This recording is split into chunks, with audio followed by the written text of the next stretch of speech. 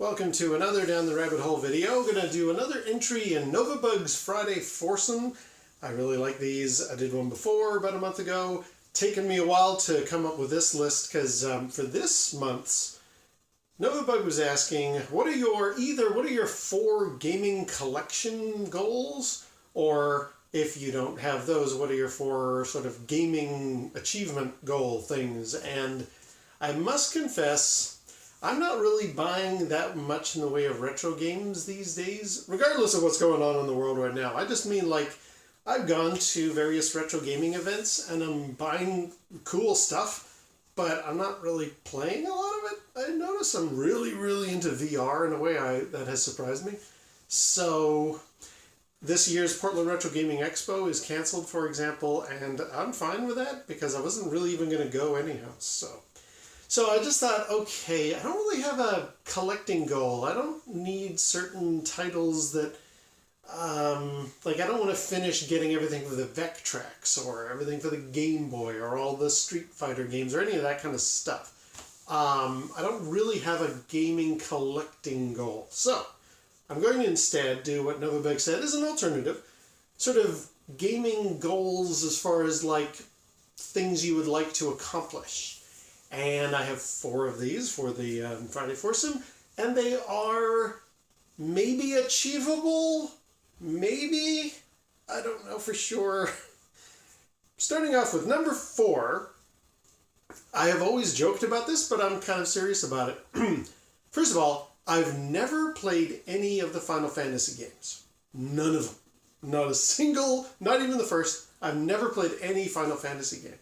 And I've always thought, when I watch these like really cool animated trailers, I always think, man, that's a series I should get into. But it's been the staggering number of like, there's like 15 of them now. Like, how much time have you got? And I'm already playing so many other things that I'm just like, when would I ever play Final Fantasy? So I started to joke, but I think it's genuinely going to be true.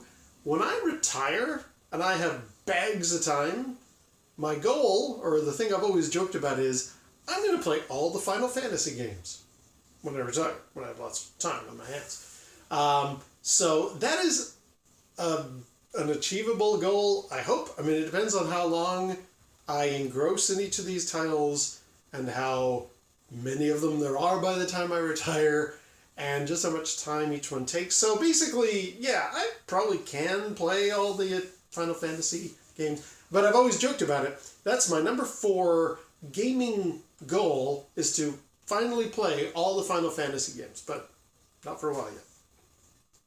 Number 3 is maybe achievable just recently. I really love the Atari 2600, and there was a homebrew game that came out years ago called Space Rocks. It's asteroids on the Atari 2600 hardware. Like, it's really an amazing achievement, and as somebody who loves asteroids and has been very about the original 2600 version, I've always thought, well, it'd be nice if somebody made a good asteroids title. And years ago, I don't know who it is, but I'll put a link down below where you can buy this from the AtariAge store.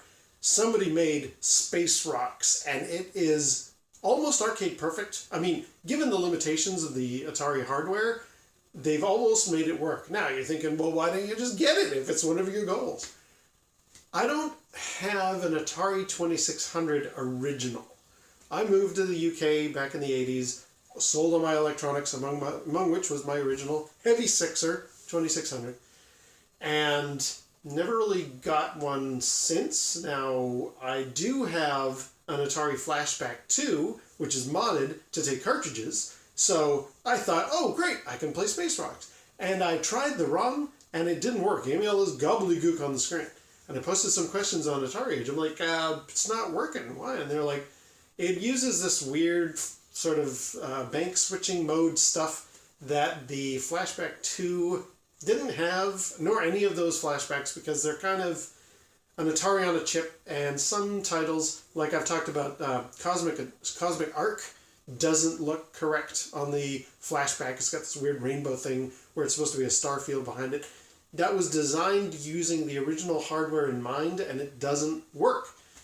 Similarly, Space Rocks doesn't work except for on an original Atari 2600. Pooh, I'd love to get it. Now, I might be able to make that work with a very recent purchase because I just got, and I've done a video about this, the Atari Flashback X. This tiny little cute thing, which is awesome. I'm loving this. This is great. I'm going to do a few more follow-ups because some people have asked, hey, do certain joysticks work on this? So I'm going to actually do a follow-up video for this. And I know you can load ROMs on here. It takes a bit of doing. You got to get a certain USB adapter. You got to open the thing up, install a program on your computer. I'm going to get to that, but basically, there is a way to load homebrews and other titles on here. I want to get Fix-It Felix Sr. on here badly. And this may be more of an Atari 2600 than the previous flashbacks have been. I'm hoping Space Rocks is going to work on this. If not, again, I mean, I don't know. Will I ever get a genuine original Atari 2600? Probably not. This thing is everything I need out of a 2600 with great benefits. You can plug it up to HDMI and all the good things about this. So if I can't get Space Rocks working on this, I don't know. That might be a goal I cannot achieve, but that's my number 3. My number 2 also requires original hardware, maybe. I have talked at length about how I really, really like Poison from Final Fight. And the very first game where you could actually play Poison, not Final Fight, the original, but the one where you actually had the ability to play as Poison, was Final Fight Revenge. And that's for the Sega Saturn. And it has multiple problems in as much as it didn't sell very well, so it's a rare title. I think it was only released in Japan, so only Japanese Sega Saturns can play it. You need the 4 megabyte expansion cartridge. And so I'm looking at okay, I gotta get a specific Saturn with a specific add-on for a rare, very expensive disc. Just to play Final Fight Revenge. Just to play Poison. And I mean, I play Poison in Street Fighter and all that kind of stuff. So, I have got, and I've talked about this before, Yaba Senshiro on my phone, which allows me to play Final Fight Revenge on it. Well, I'll put a quotation or sort of asterisk beside that. It's not great, but at least it allows me to somewhat play it. But what I would love, much like the Flashback X, I would love Sega to release a Saturn Mini. And people have talked about this. If they were going to do that, what would be the built-in games? And many people have said, Final Fight Revenge. It makes sense because fighting games are kind of what the Saturn's really well known for. It's not a good fighting game, Final Fight Revenge, but it's one of those it's getting a lot of conversation going, and they would be possibly logical to put that on such a Mini. If they do that, Sega, if you release a Sega Saturn Mini, I will buy it because it is very hard to emulate to get Saturn running. It works on my phone, but yeah, I'm thinking no. That's the one. I would like it to be on a Sega Saturn Mini or somehow playable without me having to meddle around with my phone and stuff like that. So I'm gonna say Final Fight Revenge. If I could play that, that would be the game for me. That's my number 2. It's like a holy grail though, because I don't know how likely any of this stuff is. It's sort of it's one of those goals of mine in my top 4 that is maybe beyond reach. And ironically, it leads nicely into my number 1 goal, which actually requires me to make a bit of a confession here. Much like I've talked about Poison a lot on my channel, I really, really want to talk a lot, and have talked a lot, about Chun-li from Street Fighter throughout the ages. I really love that character. She's my favorite video game character, and I have a lot of things for Chun-li. And I will say this with an honest confession. I'm not very good at playing Chun-li. I do okay. I'm all right at parties. I've been to people's houses like, hey, you play Street Fighter? Let's have a game of Street Fighter. And I have You know, you get into a dangerous territory if you say you're good at games, because people are like, well, it's like declaring, oh, I'm really good at chess, because you just know somebody's going to be like, all right, let's do the throwdown, buddy. See what you got.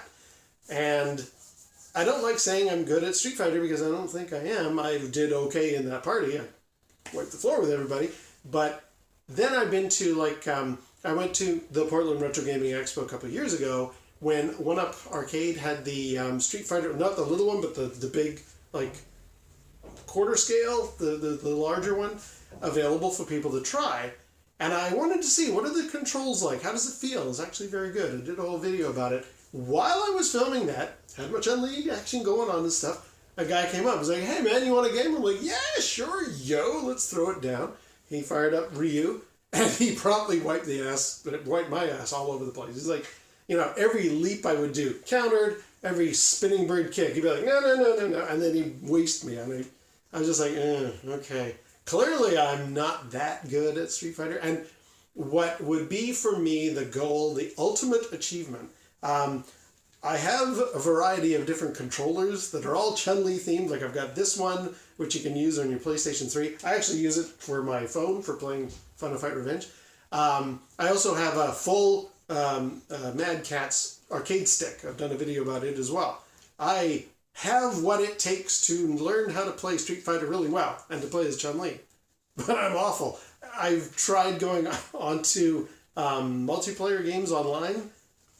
Never win. You just like, get out of here with your rocky, very kludgy controls, buddy, because you're dealing with people who do this all the time. And I have tried. I've learned. In fact, I'd like to throw that out there. If anybody's willing to give me guidance and training on how to properly play, like, with other people online, I implore you. I want to be able to play as Chun-Li well.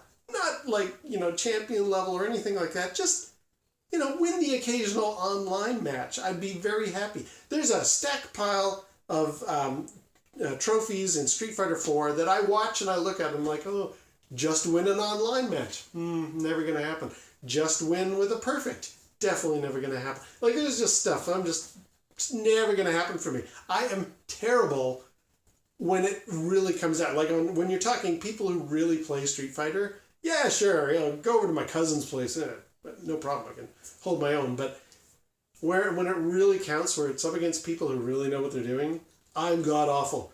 So my number one goal that I really wish that I could achieve is to be able to play Street Fighter 5 online well enough. I want to be good enough that I can hold my own for 2 minutes. Or that guy with the one-up cabinet for Street Fighter 2, you know, at Portland. I want to be able to, like, hey man, I know what I'm doing. I can defeat you and fight you and stuff. So anyway, that is definitely my number one goal. And a little bit of a confession, much as I love my Chun-Li and much as I can play her, I'm okay against AI, but you put me up against a real player, get out of here, granddad. So, there we go. There are my 4 entries for Novabug's Friday Foursome for what are your gaming goals. Not collecting, I've pretty much got everything I want, but what are your gaming goals? Those are mine. So, we'll see how this does on the list, and this time, Novabug, I'll remember to put in a vote, because that's something I forgot to do last time. And until next time, we'll see you down the rabbit hole.